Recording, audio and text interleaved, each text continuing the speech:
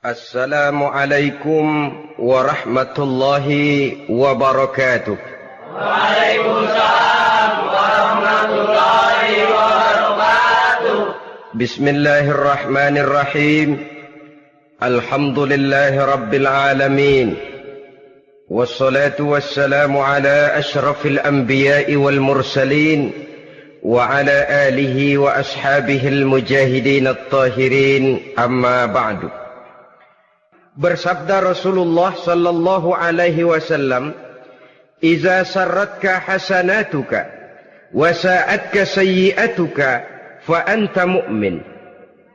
Apabila perbuatanmu yang baik menyebabkan engkau bahagia, apabila perbuatanmu yang baik menyebabkan engkau gembira, dan perbuatanmu yang jahat menyebabkan engkau jadi susah, itulah tanda bahwa di hatimu masih ada iman. Artinya, belum tentu orang yang berbuat baik merasa bahagia dengan kebaikan yang dikerjakannya. Dan tidak selamanya orang yang berbuat jahat sanggup menyesali perbuatan jahatnya. Oleh karenanya, apabila iman masih ada, apabila hati masih hidup, perbuatan yang baik menyebabkan orang gembira, perbuatan yang jahat menyebabkan orang susah dan gelisah hatinya. Ini mengandung pelajaran. Sekali kita berbuat baik, jangan sekali-kali menyesali kebaikan itu. Sebaliknya, satu kali kita melakukan kesalahan, hendaknya selalu menyesalinya.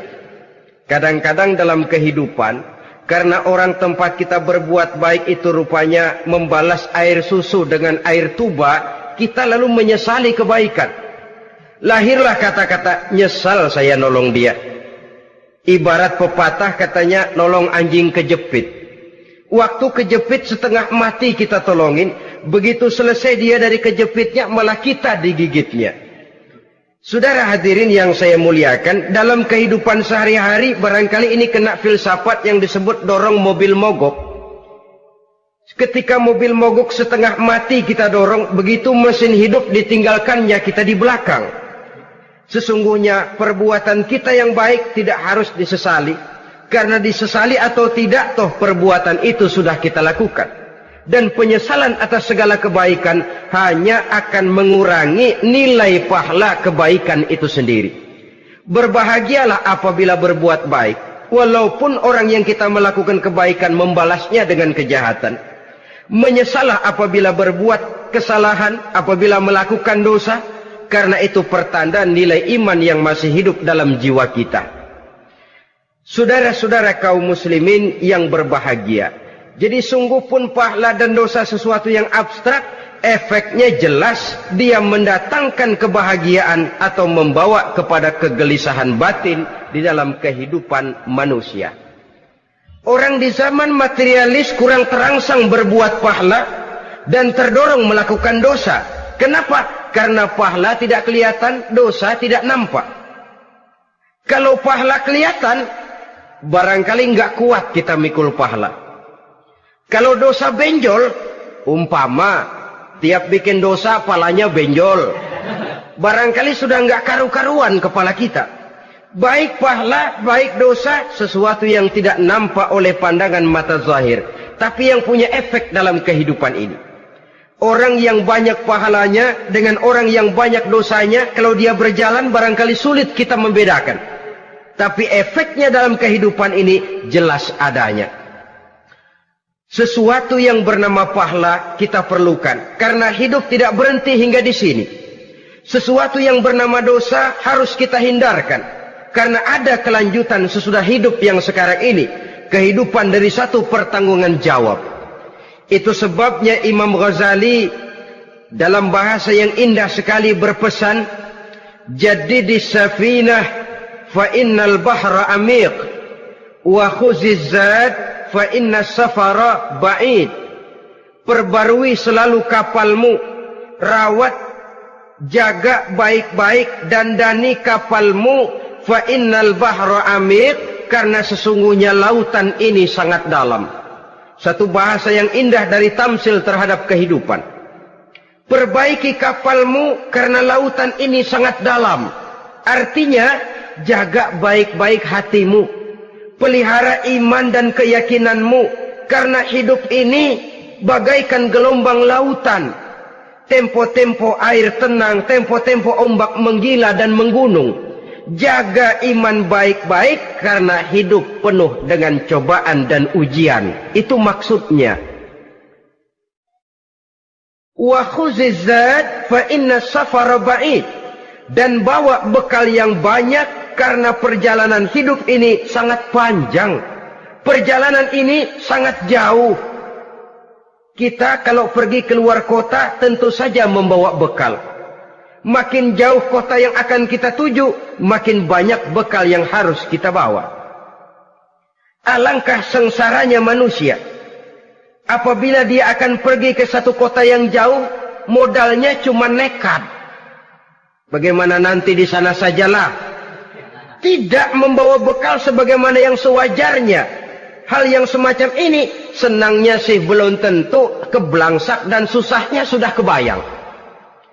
Itu dalam kehidupan di dunia ini. Bagaimana kalau sudah bicara tentang kehidupan yang akan datang? Karena sesungguhnya hidup ini merupakan satu perjalanan yang sangat panjang. Sejak kita tinggal di alam arwah, pada saat jasad belum lagi diciptakan Allah, ruh sudah diciptakannya lebih dahulu. Sampai kemudian kita pindah ke alam rahim, alam kandungan ibu. Untuk kemudian berpindah kepada kehidupan dunia. Dari dunia ini kita pindah ke alam barzakh. Di sana tinggal kita 100 tahun mungkin, 100.000 tahun mungkin, 1 juta tahun mungkin, menunggu saat datangnya kiamat. Lalu dari alam barzakh pindah kita ke alam akhirat. Satu perjalanan yang sangat panjang. Alangkah malangnya, alangkah sengsaranya jika tahu kita begitu panjangnya perjalanan hidup ini, tidak ada bekal yang kita bawa. Artinya kesengsaraan, kesulitan yang bertali-tali sudah jelas akan menimpa kita. Kalau pergi kita keluar kota membawa bekal uang, membawa bekal makanan, apa bekal yang mesti kita bawa? Apabila kita kembali ke alam barzakh, kembali ke alam kubur, berkumpul di padang mahsyar di akhirat nanti, nasi yang mau kita bawa, uang yang mau kita bawa, tentu tidak lagi. Karena kehidupan materialis selesai di atas liang lahat. Bila masuk kita ke liang lahat, disitulah pahala dan dosa memegang peranan yang sangat penting. Maka pada pertemuan malam ini kita akan bicara tentang pahala dan dosa itu. Saudara-saudara kaum muslimin rahimakumullah. Yang dinamakan pahala, kata Imam Ali Al-Jurjani dalam kitab At-Ta'rifatnya, ma yastahiqqu bihi ar-rahmatu wal maghfiratu minallahi ta'ala. Sesuatu yang pelaksananya berhak untuk mendapat rahmah dan ampunan dari Allah. Dengan kata lain, nilai pahala adalah akibat dari perbuatan-perbuatan di dalam melaksanakan perintah dan anjuran yang ada di dalam kehidupan agama. Apabila perintah dan anjuran kita laksanakan, nilai pahala itu lalu datang. Nah, nilai pahala dalam Islam, menurut konsepsi Quran, Allah menjelaskan, man jaa bil hasanati falahu asyru amsalihha. Barang siapa yang datang membawa satu kebajikan, barang siapa yang melaksanakan satu kebaikan, maka dia akan mendapat balasan 10 kali dari kebaikan yang dikerjakannya. 10 kali ini pun masih dilipat gandakan dengan 7. 7 ini pun masih dikalikan 100. Dan itu pun masih ditambah dengan pernyataan, wallahu yudha'ifu liman yasha. Allah masih akan melipat gandakan perbuatan baik seseorang yang dikehendakinya. Itulah nikmatnya dalam Islam. Tetapi sebaliknya, wa man jaa'a bisayyi'ati fala yujza illa mislaha. Barang siapa yang melakukan satu kejahatan, dia tidak akan mendapat balasan kecuali sesuai dengan kejahatan yang dikerjakannya. Alangkah rahman dan rahimnya Allah. Orang yang berbuat baik dibalas 10, dikali 7, dikali 100, masih dilipat gandakan pula. Tapi orang yang berbuat jahat tidak akan mendapat balasan kecuali sesuai dengan kejahatan yang dikerjakannya. Ini kan beda dengan sifat kita manusia. Kita ini kadang-kadang kalau dijitak membalasnya mukul. Tapi kalau orang berbuat baik kepada kita, kita enggan untuk berbuat baik kepada orang tadi. Allah tidak mengajarkan begitu. Satu kebaikan berbalas 10. Satu kejahatan berbalas dengan satu kejahatan. Maha Rahman dan Rahim Allah. Bahkan dalam Islam, niat berbuat baik saja mendapat pahala. Sedangkan niat berbuat jahat belum ditulis merupakan satu dosa sampai kejahatan itu dikerjakan oleh orang yang niat tadi. Umpamanya, saudara niat nanti malam giliran pengajian saya mau hadir di majelis taklim. Pas datang waktu malam hujan turun sangat lebat. Saudara berhalangan datang ke majelis taklim, saudara sudah mendapat pahala niat. Tapi saudara niat, nanti malam kalau turun hujan, saya mau bongkar rumahnya si fulan, saya mau curi seluruh harta bendanya. Ternyata malam saudara tidak mengerjakan perbuatan itu belum ditulis dosa sampai perbuatan itu benar-benar dikerjakan. Tapi lalu jangan macam-macam, kalau begitu niat aja yang baik biar nggak usah dikerjain. Niat aja pengen ngaji walaupun tidak ada niatan untuk ngaji. Allah lebih tahu tentang apa yang terdetik di dalam hati sanubari kita. Itulah sebabnya sangat dianjurkan orang untuk melakukan segala macam kebajikan, dan dianjurkan orang menjauhkan segala macam bentuk kejahatan, karena dia akan berefek melahirkan dosa dan pahala.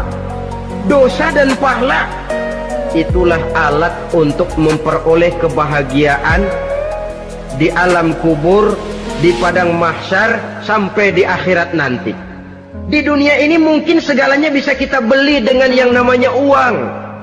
Keamanan kita bisa menyewa petugas untuk menjaga rumah kita. Kendaraan yang mewah bisa kita beli. Udara yang sejuk bisa kita ciptakan. Siapa banyak uang dia raja. Mungkin itu di dunia. Tapi bisa apa uang kalau kita sudah masuk ke alam kubur? Bisakah munkar nakir kita sogok? Udah kakir, jangan nanya nih, cepet. Bisakah malaikat azab menyingkir dengan uang semir? Ternyata tidak. Untuk memperoleh kebahagiaan di sana, nilai pahala. Kesengsaraan akan kita dapat kalau kita banyak menumpuk dosa. Oleh karena itu jangan beranggapan pahala nggak kelihatan, dosa juga nggak kelihatan, biarin saja. Yang tidak kelihatan ini pada waktunya akan memegang peranan yang sangat penting. Tapi tidak cuma untuk menghadapi hidup di situ kita lalu harus berbuat baik dan meninggalkan yang jahat, terutama juga di dunia ini. Toh pepatah bilang gajah mati meninggalkan gading, harimau mati meninggalkan belang. Apa yang akan kita tinggalkan setelah kita mati? Kita ingin jasad kita boleh hancur terkubur tanah, tapi nama kita ingin hidup terus, dikenang orang 100, 1000, bahkan 1.000.000 tahun yang akan datang. Ditulis orang dengan tinta emas dalam sejarah, tercatat kita sebagai orang baik-baik. Saudara-saudara kaum muslimin rahimakumullah. Lalu perbuatan apa yang bisa mendatangkan pahala itu? Saudara-saudara, semua perbuatan yang diperintah dan dianjurkan oleh Allah, yang dikerjakan dengan ikhlas hanya untuk mencapai ridho Allah, mendatangkan pahala. Kadang-kadang menurut pendapat kita remeh, tapi nilainya di sisi Allah besar. Itu pahala. Menghitung pahala itu hak prerogatif Allah. Perbuatan yang ringan Allah mau berikan ganjaran yang besar, itu urusan Allah. Misalnya kata Nabi, la tahqiranna minal ma'rufi syai'an. Jangan kamu menganggap remeh perbuatan baik walaupun kecil. Jangan merasa sulit melakukan perbuatan yang mengandung pahala. Bertemu dengan teman, muka kita cerah, berpahala. menyingkirkan duri di jalanan berpahala, menolong orang yang sesat, memberitahu orang yang bertanya berpahala. Tidak sulit kalau kita mau. Yang diperintah dan dianjurkan oleh agama itu perbuatan yang mengandung nilai-nilai pahala. Masalahnya cuma tinggal mau atau tidak dan dikerjakan dengan ikhlas. Bertemu teman mukanya cerah, pahala. Menyingkirkan duri di jalanan, pahala. Sedekah, pahala. Tidak berupa perbuatan, bisa berupa ucapan. Misalnya bersolawat, pahala. Bertasbih dan bertahmid, pahala. Kata Nabi, kalimatani khafifatani 'alal lisan, saqilatani fil mizan. Ada dua kalimat yang enteng di lidah tapi berat di timbangan akhirat nanti. Apa itu? Subhanallah walhamdulillah. Itu kan amalan yang ringan, perbuatan yang mudah saja, tapi nilainya demikian besar dalam pandangan Allah. Jadi pendeknya, perbuatan yang bernilai pahala adalah perintah dan anjuran agama yang dilaksanakan dengan ikhlas semata-mata untuk mencapai ridho Allah, itu mengandung pahala. Niat dasarnya itu harus karena Allah, landasannya harus karena ikhlas. Bukan cuma sekedar basa-basi, tidak karena ingin dipuji orang, tidak karena mengharap tanda jasa, tapi ikhlas semata-mata. Dari perbuatan yang paling kecil dan mudah sekali sampai kepada amalan-amalan yang besar dan memerlukan biaya yang besar, seperti melaksanakan ibadah haji, seperti jihad fi sabilillah, membangun masjid, membangun pondok-pondok pesantren, membangun pusat-pusat kesehatan, membangun jalan-jalan umum, termasuk menjaga keamanan. Jangan dikira loh, sistamling umpamanya, menjaga keamanan kampung tidak berpahala. Kalau diniatkan ibadah, menjaga ketenangan warga supaya mereka tekun ibadah, ikhlas karena Allah, itu juga bernilai ibadah.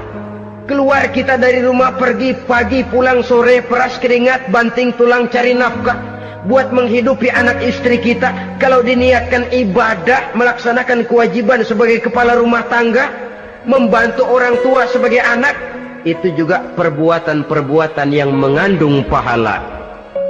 Yang terbaik sesuai dengan bidang kehidupan kita. Ada orang yang dinamakan abid, ahli ibadah, pahala yang paling baik bagi dia banyak-banyak tahajud, sembahyang malam, wirid, zikir, tasbih. Ada yang dinamakan orang alim, pahala yang paling baik buat orang macam ini mengajar, menyebarkan ilmu, mendakwahkan Islam. Ada yang disebut wali, pejabat pemerintah, petugas. Amalan pahala yang paling baik buat orang semacam ini melayani masyarakat, bekerja di bidangnya sesuai dengan profesinya. Saudara hadirin yang saya hormati, jadi dengan demikian perbuatan-perbuatan yang mengandung nilai-nilai pahala ini bisa perbuatan yang menurut kita kecil namun punya nilai besar. Apalagi perbuatan besar dengan biaya yang besar, tentu makin besar juga pahala yang disediakan oleh Allah Subhanahu wa ta'ala.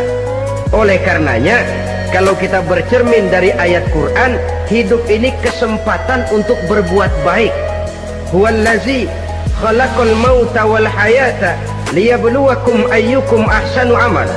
Dialah Allah Tuhan yang telah memberikan hidup dan mati kepadamu untuk menguji kamu siapa di antara kamu yang paling baik amal perbuatannya. Jadi tidak saya rinci, tapi cukuplah satu penjelasan global.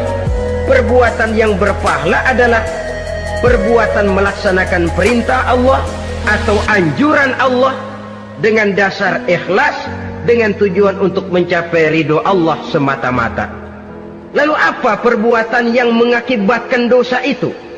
Saudara-saudara, dosa lahir akibat melakukan larangan Allah atau mengerjakan yang dicelaknya. Nah, para ulama ada yang membagi dosa itu menjadi dua bagian. Ada dosa-dosa kecil, ada dosa-dosa besar. Tetapi sebenarnya ditinjau dari segi hakikatnya, Kalau sudah melakukan satu kesalahan yang mengakibatkan dosa, jangan dilihat besar dan kecilnya, tapi kepada siapa dosa itu kita kerjakan. Sebab kalau dosa kita anggap satu yang kecil, orang akan terangsang untuk mengerjakan yang kecil-kecil saja. Sehingga dengan demikian, yang kecil pun akan menjadi besar kalau ditumpuk-tumpuk. Sedangkan yang besar bisa saja menjadi kecil kalau selalu diiringi dengan permohonan ampun kepada Allah. Itu sebabnya para ulama sufi, orang-orang tasawuf mengatakan, la saghair ma'al istimrar wala kabair ma'al istighfar. Tidak ada dosa yang kecil kalau dikerjakan terus-menerus, dan tidak ada dosa yang besar kalau digempur tiap saat dengan perbuatan istighfar atau memohon ampun kepada Allah Subhanahu wa taala. Cuma saja pada umumnya, karena dosa-dosa kecil itu lebih mudah taubatnya, dan ada janji Nabi, barang siapa yang meninggalkan dosa-dosa besar akan diampuni dosa-dosanya yang kecil-kecil. Oleh karena itu, pada kesempatan ini kita akan juga bicarakan apa saja yang termasuk klasifikasi dosa-dosa besar, dengan harapan kita bisa menjaga diri, menyelamatkan diri, jangan sampai terjatuh ke dalam dosa-dosa yang besar tadi. Tetapi bukan berarti kita harus terangsang melakukan dosa-dosa yang kecil. Biarin kecil ini, tobatnya gampang. Dosa kelas teri. Dosa itu kan tidak kelihatan. Lalu terangsang melakukan perbuatan dosa-dosa walaupun kecil, kalau berlarut terus-menerus dia akan tumbuh menjadi dosa yang besar. Oleh karenanya jangan sampai mengundang pengertian kalau kita membicarakan dosa-dosa yang besar lalu terangsang melakukan dosa-dosa yang kecil. Karena bagaimanapun juga dosa kecil dan dosa besar sama dalam arti kepada Allah kita melakukan kesalahan. Dan dosa yang kecil pun kalau bertumpuk, dia akan menjadi banyak. Saudara-saudara kaum muslimin rahimakumullah, ada beberapa jenis dosa-dosa besar. Jenis yang pertama, asyirku billah, syirik atau menyekutukan Allah. Dari sekian deretan dosa-dosa besar, syirik ini merupakan bapak moyangnya dosa. Dedengkotnya dosa itu syirik, menyekutukan Allah. Bahkan dosa yang lain Allah masih mau mengampuni, tapi kalau sudah syirik, menyekutukan Allah, itu sudah satu dosa yang tidak berampun sama sekali. Oleh karena itu tepat pesan Imam Ghazali tadi, jadi di safinah fa innal bahra amik, jaga iman, pelihara akidah, dandani kapal. Karena hidup ini gelombang lautan sangat dalam, hidup banyak cobaan. Di dalam hidup di zaman sekarang ini, saudara bisa perhatikan, di mana tensi ekonomi tinggi, lapangan kerja sulit, persaingan hidup makin tajam, sifat egois dan individualis tumbuh di mana-mana, rasa solidaritas sosial menurun, sifat gotong royong musnah. Orang mudah potong kompas, potong jalan. Ingin cepat kaya, ingin cepat naik pangkat, ingin dapat kedudukan. Kadang-kadang akidah pun terjual, akidah pun musnah, jatuh ke jurang syirik pun tidak jadi soal. Itu yang kita khawatirkan. Kalau dosa-dosa yang lain Allah masih mau mengampuni, tapi kalau sudah jatuh kepada syirik, Allah sama sekali tidak akan memberikan ampun. Dalam kaitan dengan ini barangkali tepat sinyalemen Imam Ali itu. Andai kata kemiskinan merupakan satu kepribadian, saya akan membunuhnya lebih dahulu. Artinya memang kemiskinan ini sering mendorong orang kepada jurang kemusyrikan. Tidak tahan menghadapi godaan perut akibat tensi ekonomi yang tinggi, lapangan kerja yang sulit. Iman pun jadilah ditukar dengan 3 liter beras. Akidah pun jadilah dibarter dengan 3 bungkus supermi, dengan pakaian bekas, dengan obat-obatan. Tidak jadi soal baginya mengejar kebahagiaan yang relatif singkat dengan mengorbankan kebahagiaan yang abadi. Persis ibarat pepatah, nyari jarum kampak hilang. Mencari sesuatu yang kecil, yang besar jadi sia-sia.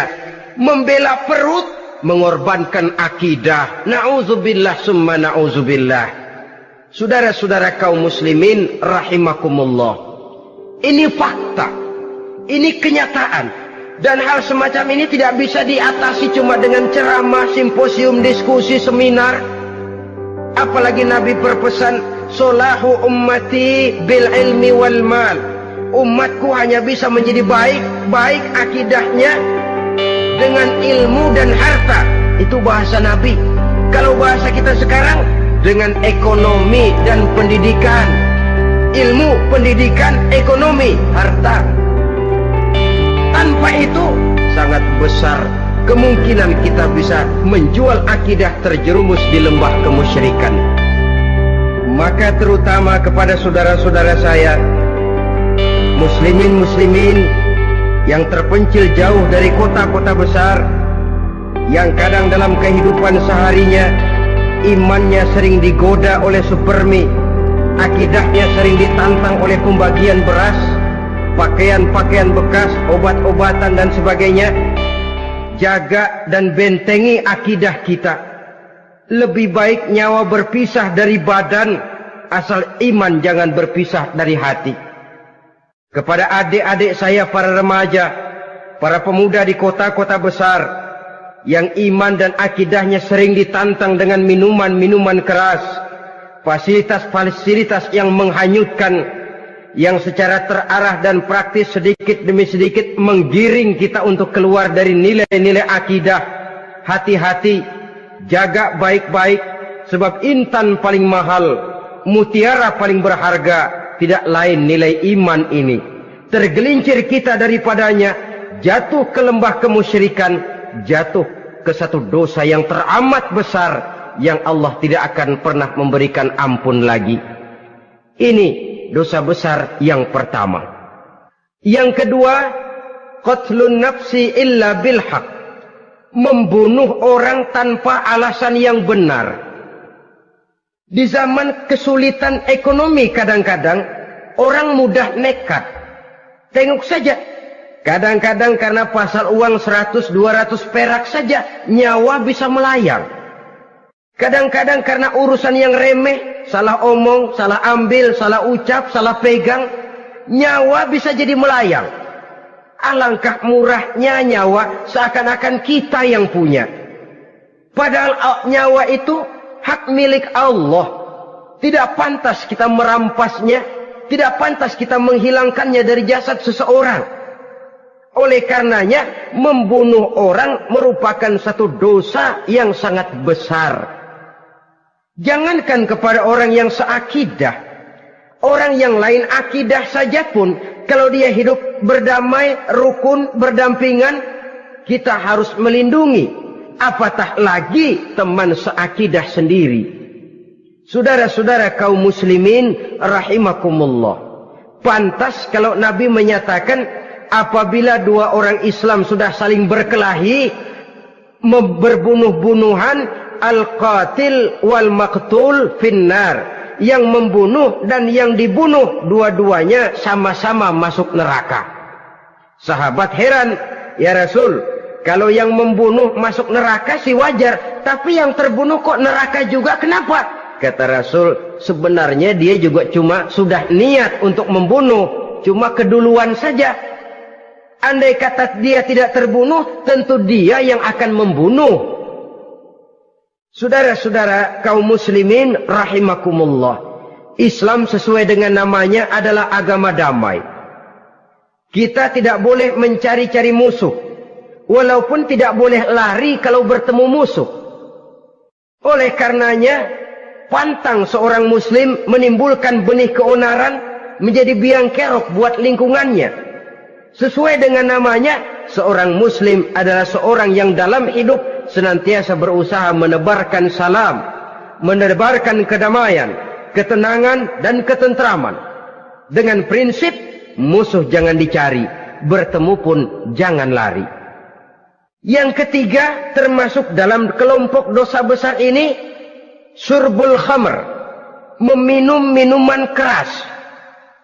Termasuk di dalam kata khamr ini, ganja, morfin, narkotik.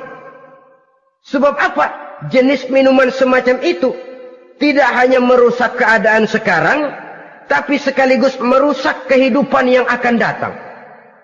Kalau itu jatuh di tangan generasi muda, artinya kan merusak kehidupan masa depan daripada suatu bangsa.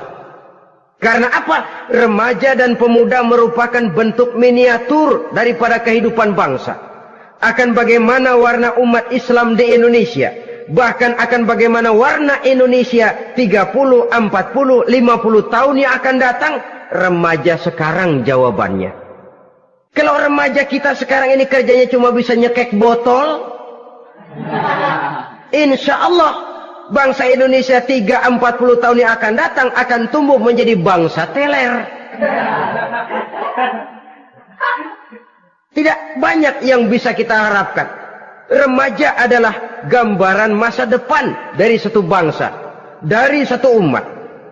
Dan remaja itu di dalam dirinya secara fitrah terkumpul semua bakat, terdapat semua kemungkinan. Kita ini lahir membawa sifat pemimpin, tapi juga membawa sifat pengacau. Kita ini ada bakat jadi orang jujur, ada bakat jadi pengkhianat. Kita ini ada bakat menjadi orang baik-baik, kita juga punya bakat jadi biang kerok. Kita kemungkinan bisa jadi pemimpin bangsa, tapi juga bisa menjadi pemimpin bangsat. Nanti lingkungan dan pendidikan akan menumbuhkan, membentuk mana yang tumbuh lebih subur. Kalau lingkungan dan pendidikannya lebih banyak bercerita tentang kejujuran, maka nilai kejujuran yang akan tumbuh lebih banyak dalam jiwanya. Dan insya Allah diharapkan dia akan menjadi manusia yang jujur di kelak kemudian hari nanti. Dan masalah minuman keras ini sebenarnya berkait. Kita tidak bisa cuma menyalahkan remaja saja, menyalahkan pemuda saja, karena bagaimanapun masalahnya kompleks. Menghancurkan sesuatu tanpa melihat kausalnya, tanpa melihat sebab akibatnya, kan sama juga bohong. Kemungkinan karena broken home, kemungkinan karena pergaulan, kemungkinan karena kurang perhatian orang tua, kemungkinan karena akibat bacaan, tontonan, atau fasilitas berupa dibukanya pabrik-pabrik minuman keras, dijualnya minuman-minuman keras, di warung-warung yang remang-remang, yang memberikan kenikmatan, kebahagiaan, dan kebanggaan tersendiri, sehingga akhirnya orang terangsang untuk datang dan minum di sana. Pada dasarnya memang sepele, cuman minum, nggak ngerugiin orang lain kan? Iya, pada waktu minum. Tapi dikala sudah mabuk, out of control, apapun bisa kita lakukan. Yang kita ucapkan kita tidak sadari lagi, yang kita kerjakan tidak kita sadari lagi. Dikala itu segala macam kejahatan bukan sesuatu yang tidak mungkin untuk kita laksanakan. Nggak ngerugiin orang lain, memang pada saat mau minum. Tapi begitu minum, mabuk, kita bisa merugikan orang lain. Setidaknya merugikan diri sendiri. Pertumbuhan IQ menjadi lemah, semangat kehidupan hilang, gairah kerja menurun, kalau tidak ada sama sekali. Lalu apa yang bisa kita lakukan di dalam kehidupan? Dan akan lebih celaka kalau ini menimpa kehidupan generasi muda kita. Kadang-kadang yang ironi ya, kalau yang orang tuanya mampu barangkali masih tertolong, tapi yang orang tuanya kondisi ekonomi lemah masih kepengen teler juga. Orang tuanya nggak mampu masih pengen mabuk. Dari ganja, morfin nggak dapat, akhirnya kaleng cat diisepin. Yang penting kan bisa teler, mendatangkan satu kebahagiaan tersendiri. Itu sebabnya memang satu kejahatan menurut teori polisi ya hanya bisa terjadi karena faktor N dan K, niat dan kesempatan. Niat ada, kesempatan ada, jadi orang jahat. Kurang salah satunya, biasanya kejahatan terbendung. Niat ada, kesempatan tidak ada, sulit berbuat jahat. Kesempatan ada, niat tidak ada, tidak mungkin orang jahat. Tapi yang paling dominan sebenarnya niat. Kalau niat sudah kuat, kesempatan bisa dicari. Kesempatan bisa diciptakan. Biar Hansip nongkrong, ditungguin lengahnya. Iya biarin. Jam 11 sampai jam 2. Matanya melotot. Jam 3 dia mulai ngulet, ngempet. Nah, di saat itu saya masuk ke rumahnya. Kalau niat kuat, kesempatan bisa diciptakan. Dan kalau sudah niat, ini masalah hati. Kalau sudah masalah hati, menyangkut soal moral. Moral artinya sudah masuk kepada kehidupan agama. Saudara-saudara kaum muslimin, rahimakumullah. Yang keempat yang termasuk jenis dosa besar, az-zina, perbuatan zina. Di zaman pergaulan bebas dengan prinsip free love, free sex ini, tengok sudah berapa banyak gadis-gadis bergelimpangan jadi korban. Berapa banyak bayi-bayi yang lahir ke dunia tanpa tahu kemana dia mesti memanggil bapak. Apakah deretan jumlah korban ini masih harus bertambah lagi? Paling tidak, biarlah yang sudah jadi korban, tapi jangan bertambah lagi hendaknya. Masing-masing kita berupaya menahan diri. Termasuk dalam kategori zina ini, yang merupakan cabang-cabangnya, liwat, homoseks, lesbian, masturbasi. Bahkan masturbasi itu termasuk jenis zina tangan. Dan itu juga merupakan satu dosa. Di samping dosa juga merusak diri. Karena bagaimanapun juga dia akan mengurangi kemampuan daya pikir seseorang. Maka agama memberikan jalan keluar. Pesan Nabi, ya ma'syara syabab, man istata'a minkumul ba'at falyatazawwaj. Hai para pemuda, kata Nabi, barang siapa di antara kamu yang sudah bisa ba'at, yang sudah mampu ba'at. Ba'at itu artinya memberikan nafkah. Baik nafkah zahir maupun nafkah batin. Falyatazawwaj, maka hendaklah dia kawin. Jadi yang maksud ba'at ini, ya nafkah zahir, ya nafkah batin. Kita kadang-kadang cuma bisa ngasih nafkah batin saja sudah merasa, pokoknya kan saya sanggup untuk kawin. Lalu kawin tanpa kehilangan, dengan kehilangan pertimbangan. Saudara-saudara, wa in lam yastati', adapun kalau dia belum mampu, fa alaihi bisyam, hendaknya dia banyak puasa. Fa innahu lahu wija, karena puasa itu akan merupakan benteng jangan sampai orang memperturutkan hawa nafsunya. Andai kata puasa belum hobi, banyaklah olahraga para pemuda, para remaja. Karena dengan olahraga, pemikiran untuk memperturutkan hawa nafsu agak sedikit terkendali dan energi tersalurkan dalam bentuk yang positif. Pendeknya kreatif, banyak kegiatan. Ini pesan Imam Syafi'i tepat itu. Kata beliau, inni ra'aitu wuqufal ma'i yufsiduh, in sala toba wa illam yajri lam yatib. Aku melihat air kalau diam rusak, tapi kalau dia mengalir jernih. Air kalau ngendap nggak ngalir, nyamuk nyarang di situ, bisa jadi sumber penyakit. Manusia hidup begitu. Kalau nggak punya kegiatan, nggak kreatif, kerjanya cuma delohom, ayam-ayam, akhirnya jadi ngerusak. Ngomongin orang, si Ano ngapa? Ano. Kebangetan nggak ngapa-ngapain, orang aja dipontenin. Orang diomongin, lahirlah namimah, lahirlah ghibah. Saudara-saudara, air itu kalau ngendap ada aja yang nyarang. Tapi kalau dia ngalir, orang ada kesibukan, insya Allah dia tidak akan jatuh kepada sesuatu yang bisa mengundang dosa. Isilah waktu dengan hal-hal yang bermanfaat. Karena hidup ini singkat dan tidak berjalan mundur ke belakang. Mundur hancur, berhenti diinjak orang. Sekali melangkah, jangan surut mundur ke belakang.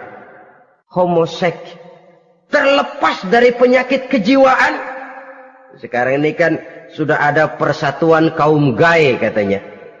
Meminta perlakuan yang sama dan agar dibolehkan kawin sesama mereka. Secara manusiawi boleh. Secara manusiawi kita hargai mereka. Tapi dari kacamata agama, ini jelas merupakan penyimpangan.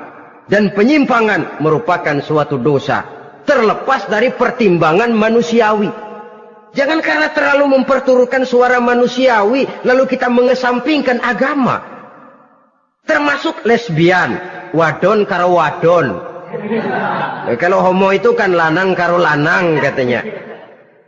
Saudara-saudara kaum muslimin rahimakumullah, ini bukan penyakit baru. Liwat, homoseks sudah dikenal dari zamannya Nabi Lut. Laki dengan laki. Lesbian dari zaman istrinya Nabi Lut. Terlepas dari penyakit kejiwaan, dari segi agama, ini merupakan penyimpangan dan merupakan dosa yang besar. Yang kelima, yang termasuk jajaran dosa kelas kakap, qazful mu'minina wal mu'minat, menuduh orang mukmin yang baik-baik, laki atau perempuan, melakukan perbuatan zina sehingga hancur namanya di masyarakat.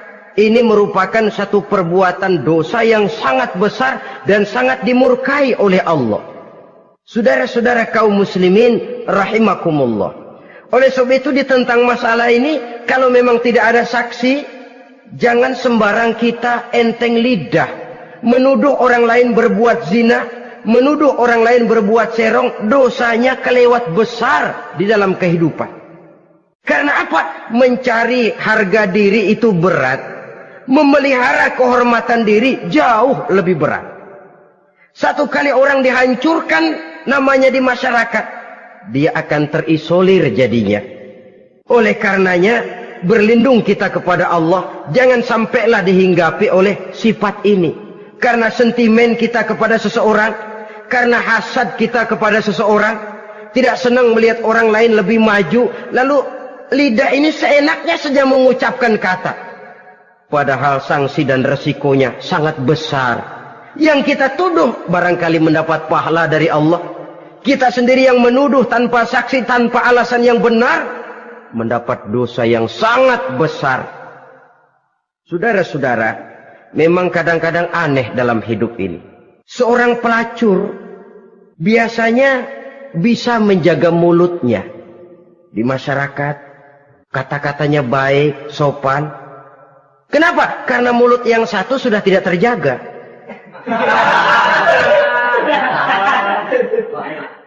Kita kadang-kadang kehormatan bisa kita jaga, tapi mulut tidak terkontrol. Ngomong saenake dewe, bikin orang mangkel, kesal, fitnah sana, fitnah sini, menghancurkan nama baik orang, ngomongin yang macam-macam. Bagai-bagai macamlah caranya. Saudara-saudara kaum muslimin yang berbahagia. Jadi dengan demikian, menuduh orang lain berbuat zina, sedangkan orang itu tidak pernah melakukannya, ini termasuk satu dosa yang sangat besar di dalam kehidupan ini. Yang keenam, al-'aqu bil walidain, durhaka kepada ibu bapak.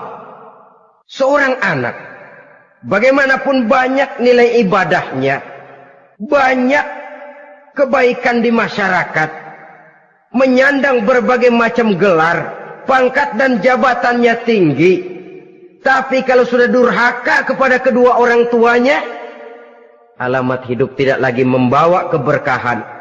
Dan itu dosa yang sangat besar. Sampai Nabi sabdakan, ridho Allah ada di dalam keridhaan ibu bapak. Murka Allah pun ada di dalam kemurkaan ibu dan bapak. Walaupun belum tentu setiap kita orang tua, tapi yang jelas setiap kita adalah anak. Dan setiap anak punya ibu dan bapak. Jangan sampai kacang lupa kepada kulitnya. Saudara-saudara kaum muslimin rahimakumullah. Durhaka kepada ibu bapak merupakan perbuatan yang sangat dimurkai oleh Allah. Apalagi ibu yang telah melahirkan kita, bahkan mengandung kita. Begitu juga bapak yang telah berusaha peras keringat banting tulang untuk mengasuh membesarkan kita. Tidak ada perbuatan baik yang kita lakukan untuk bisa menebus kebaikan daripada ibu dan bapak kita. Setidaknya kalau belum bisa berbuat baik kepadanya, kepada keduanya, janganlah menyakiti hati keduanya. Itu saja dulu yang harus dijaga. Kadang-kadang sudah berbuat baik enggak, nyakitin melulu. Sudah nyenangin belum bisa, saban sehari nyakitin saja. Padahal kedua orang tua itu doanya manjur sebagaimana sumpahnya juga bisa jadi kenyataan dan sering bahkan menjadi kenyataan. Sampai ibu bapak sudah wafat, sudah meninggal sekalipun, kewajiban berbakti masih harus terus dilakukan oleh seorang anak. Lalu yang ketujuh, at-tawalli yaumaz zahfi, berpaling pada hari pertempuran. Orang sedang sibuk-sibuk menghadapi musuh, maksudnya berjuang membela agama ini, dia lari menyelamatkan diri. Pengecut, mental munafik. Ayo, kalau demi agama, mari kita maju ke depan. Allahu Akbar. Yang besar Allah, yang lain kecil semua. Maju. Orang lain maju serentak, dia mundur jauh ke belakang. Mental munafik, mental calo istilah sekarang ini. Oh, itu calo, mental calo. Tuhan gedek banget itu. Coba ya, calo itu paling sibuk nyuruh penumpang naik. Tapi sementara penumpang naik sampai ke tempat tujuan masing-masing, calonya nggak kemana-mana, diem aja di situ. Cuma orang aja disuruh naik. Saudara-saudara, kerja bakti, orang turun ke comberan, dia naik ke tempat tidur. Mundur di hari pertempuran, menyebabkan orang lain gugur, dia sendiri menyelamatkan diri. Mental pengecut, mental munafik, itu merupakan dosa yang sangat besar. Saudara-saudara kaum muslimin rahimakumullah. Itu sebabnya agama itu memerlukan keberanian. Memang, tapi bukan keberanian yang tanpa perhitungan. Sebab berani tanpa berhitung namanya berani babi. Kita berani kalau benar, kita harus takut kalau salah. Jangan dibalik. Salah berani, nekat namanya. Benar takut, pengecut namanya. Orang yang pengecut adalah orang yang takut membela kebenaran. Orang yang nekat sesungguhnya udah salah nggak malu lagi. Udah salah nekat lagi. Merasa rugi berbuat kebaikan, puas kalau berbuat kejahatan. Padahal Nabi pesan, siapa yang berbuat dosa sambil tertawa, nanti dia akan masuk neraka sambil menangis. Karena itu dipesan pula di dunia ini, sering-seringlah mencuci mukamu dengan air mata taubat. Cuci lidahmu dengan zikir kepada Allah. Bersihkan hatimu dengan air ikhlas. Saudara-saudara kaum muslimin rahimakumullah. Kan ada toh orang berbuat baik nggak gembira, tapi berbuat jahat malah puas. Atau sama saja orang lain berbuat baik, hatinya kesel. Orang lain berbuat jahat, dia malah mendukung. Atau orang lain tergelincir berbuat jahat, dia malah girang. Ini kan tidak objektif. Karena yang berbuat baik, orang yang dia keselin, dia nggak seneng. Tetapi karena yang berbuat jahat, orang yang dia senengin, dibenerin juga. Itu nggak objektif namanya. Mundur di hari pertempuran pada saat saudara-saudara kita sedang menghadapi musuh, sikap pengecut yang sangat dibenci Allah. Yang kedelapan, termasuk kelompok dosa besar, aklu malil yatim, makan harta anak yatim. Kadang-kadang ada orang mengeksploitir loh nasib anak-anak yatim. Karena biasanya para dermawan peka kalau mendengar nasib yatim, memberikan santunan. Si yatim belum makan, yang ngurusin udah pada kenyang. Mengeksploitir, memakan harta anak yatim termasuk dosa yang sangat besar. Sehingga Nabi pesan, ana wa kafilul yatim kahataini yaumal qiyamah. Aku dan orang yang menyantuni anak yatim seperti dua jari ini di hari kiamat. Rumah yang paling dimuliakan Allah adalah rumah yang di dalamnya ada anak yatim yang hidupnya dihormati, hidupnya disantuni, keperluannya dicukupi. Maaf saja, tahap kita menyantuni anak yatim ini baru tahap setahun sekali. Kalau Muharram kita agungkanlah, kita besarkan. Lebaran yatim katanya. Kita kumpulkan dana, kita usap kepala yatim, kita kumpulkan beras, kita bagikan hari itu. Perkara bulan depan kelaparan, kita tutup kuping. Perkara bulan berikutnya dia kelaparan, kita masa bodoh. Bahwa di bulan Muharram kita santuni yatim piatu itu sudah baik. Tapi akan lebih baik lagi kalau kita sanggup menjadi bapak asuh mereka, memikirkan sekolah mereka ada kontinuitas. Kalau mereka diasuh oleh orang lain, lalu bertukar agamanya, berpindah akidahnya, kita ngomel habis-habisan. Tapi kita ada kemampuan, kita tidak mau berbuat semacam itu. Ya sama juga bohong namanya. Saudara-saudara kaum muslimin rahimakumullah. Orang yang menyantuni yatim mendapat pahala besar. Tapi orang yang mengkorup harta anak yatim, dosanya juga sangat besar. Berhati-hatilah kalau kita diberikan kepercayaan oleh masyarakat untuk mengurus anak-anak yatim. Karena pahalanya besar, resikonya juga besar. Yang ke-9, syahadatuz zur, sumpah palsu. Sebab sumpah palsu ini menggunakan nama Allah untuk sesuatu yang tidak benar. Nama kita saja dibawa untuk yang tidak benar, kita jengkel. Nama kita dipalsukan untuk sesuatu yang tidak baik, kita kadang-kadang jengkel. Tidak puas jengkel, menuntut melalui saluran hukum. Kenapa? Nama saya dicatut. Bagaimana lagi kalau nama Allah kita pakai untuk bersumpah, sumpahnya palsu, menguntungkan kita, merugikan orang lain, Allah murka betul. Maka sumpah palsu termasuk deretan dosa-dosa besar. Apalagi yang ke-10, aklur riba, makan riba alias renten. Ini kan yang cepat mendatangkan uang. Kadang-kadang kalau yang bikin riba itu orang awam barangkali, ya masih kita maklumi. Kadang-kadang penyakit ini datang menimpa mereka juga yang kita kenal kebaikannya. Bahkan suka datang ke musola, rajin ke masjid kadang-kadang. Riba masih dimakannya.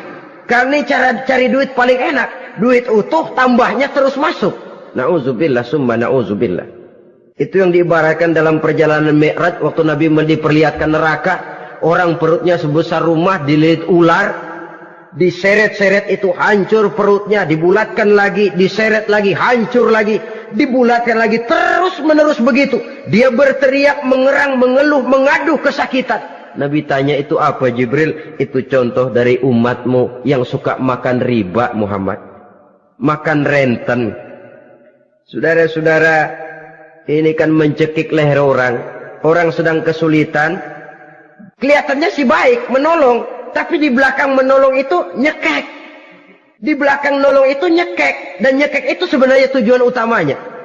Orang yang menjalankan riba pada dasarnya tidak punya peri kemanusiaan kok. Kalau dia kelihatannya mau menolong, kelihatannya motifnya mencari untung di belakang itu. Jauh dari kemanusiaan. Yang ke-11, saudara-saudara, termasuk jajaran dosa besar itu, qat'ur rahim, memutuskan silaturahmi. Marah, hobi sama marah. Kalau 3 hari nggak marahan sama orang, ngebet palanya. Selalu nyari gara-gara.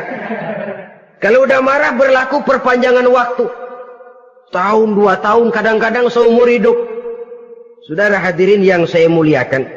Apalagi mengurangi timbangan termasuk kelas dosa besar. Makan suap termasuk dosa besar. Semir menyemir dosa besar. Apalagi bunuh diri. Nah ini, bunuh diri dosa besar.